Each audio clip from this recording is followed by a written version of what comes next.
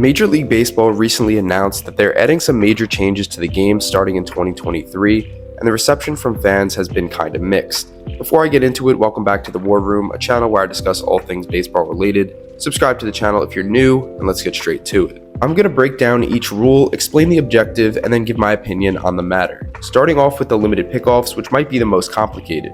So right now, a pitcher can throw over to a base as many times as he wants in order to keep the runner close and prevent him from stealing. With this new rule, pitchers can throw over to a base or step off the rubber twice per plate appearance. The pickoff counter resets if a runner successfully steals during a plate appearance, and a pitcher can throw over to a base for a third time if he wants to, but if it's unsuccessful and the runner gets back safely, the runner gets to automatically advance one base. So for example, a runner is on first base. The pitcher tries to pick him off twice, both attempts are unsuccessful. He can throw over a third time if he wants, but the attempt has to be successful, otherwise the runner takes second automatically, so it's a risky move.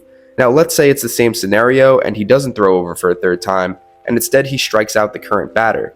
Because that plate appearance is now over and the new batter is stepping up, the counter resets to 0 and he can try to pick him off 2 more times for free. Or let's say the same batter is at the plate but the runner successfully steals. Again, the counter would reset back to 0. The rule is meant to decrease the ridiculous amount of throwovers and increase the amount of stolen bases. I think this rule change will help the sport because let's just face it, pickoffs, even when they work, aren't like a thrilling part of the game. Majority of the time, on the rare occasion it actually works, you're just like, okay, this base runner is kind of a dumbass and the pitcher didn't do anything special. Plus, stolen bases are a lot more exciting to watch, so I don't really have a problem with this rule. Next, it's the bigger bases. First, second, and third base will increase from 15 to 18 inches. So yeah, they're just larger. Hopefully nobody got lost during that thorough explanation. The objective of this is to increase player safety. It's pretty common to see first basemen or pitchers get clipped by the runners when covering the base. So with this 3-inch increase, it provides more room for a play to be made while lowering the injury risk. I don't really know why anyone would complain about this change because you're not even going to notice it when the game is being played, so it's not really a big deal. Next up is the banned shift. This rule states that all 4 infielders must be on the infield dirt when the pitch is being thrown, and there must be 2 infielders on each side of second base.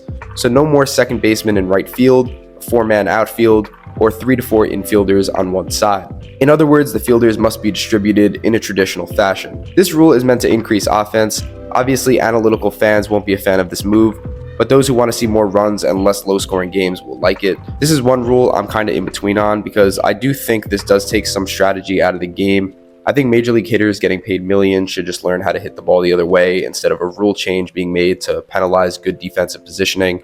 Though it does get to a point where some shifts are kind of laughable. If it works, it works. So I'm not too crazy about this rule change. And lastly, we got the rule change of all rule changes, the pitch clock. This rule states the clock will start when the pitcher has the ball and the catcher and the batter are both on the dirt near home plate. The clock is 15 seconds long with nobody on base and 20 seconds when at least one runner is on.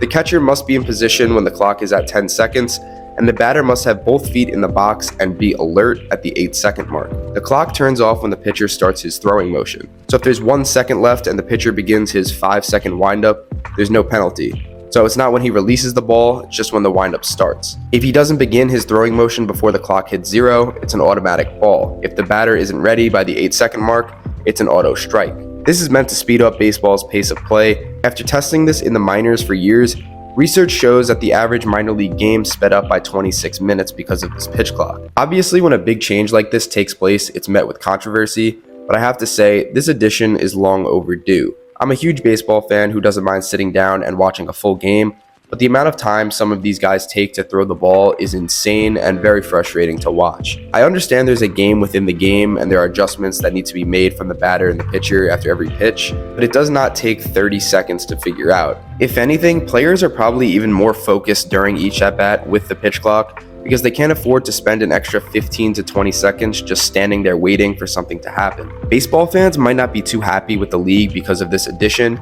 but I think more blame needs to be put on the pitchers who spend an eternity between every pitch. I don't care how diehard of a fan you are, anyone who's watched baseball knows how boring it could be at times, not because of lack of action, but just too much dead time that's really just unnecessary. So I like this move. But that wraps this one up. These are the 4 major changes Major League Baseball made to the game. Let me know what you think about them in the comments. What's your favorite and least favorite? Like the video if you enjoyed and subscribe to the channel if you're new. And as always, I'll see you guys in the next one.